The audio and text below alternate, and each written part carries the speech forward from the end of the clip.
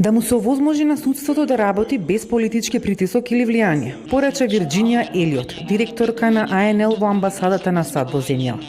Пораката доаѓа во време на секојдневни критики и најави за робусна акција од представници на власта и премиерот. Ке продолжиме да ги почитуваме светлите точки во судството, оние храбрите кои што даваат отпор на притисоци однадвор, рече Елиот, која со цитат од амбасадорката испрати апели до судиите. Изберете акција наспроти самооправдување, пркост наспроти оставка, храброст наспроти сраф. Сакам да кажам дека видовме во последно време голем дел од луѓето од судството се во медиумите.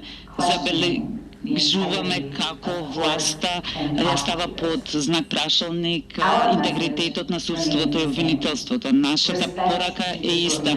Почитувајте независноста на судството. Дозволете им на судските представници да си ја завршат работата без несоодветно политичко влијание или притисок. Што ќе биде вашиот одговор?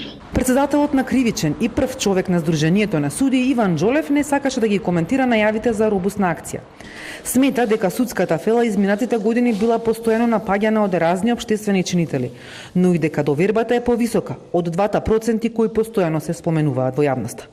Не сме тука да водиме војни и мислам дека проблемите кои што постојат во судството се заеднички и на судската, и на извршната, и на законодавната власт, така да ќе повторам, заедно треба да ги решаваме и судството во тој правец размислува. Заменик министерот за правда не смета дека најавите за акции се притисок врз судството и тој ги повторува критиките за обвинителството што ги слушаме од премиерот. Постојат индици, јавноста знае, обвинителството треба да постапува под опрен глас.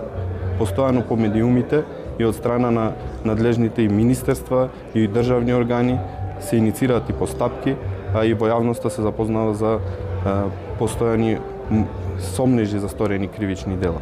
Меѓутоа, од обвинителството за сега немаме процесуирани ниту ни еден предмет. Дербан се согласува дека на судството му е потребна финансиска независност, односно повеќе средства, но вели дека за сега таква е финансиската состојба во државата, а зголемување на судскиот буџет најавува за во иднина. Представниците на судството и денеска ја потенцираа потребата од повеќе средства и вработување.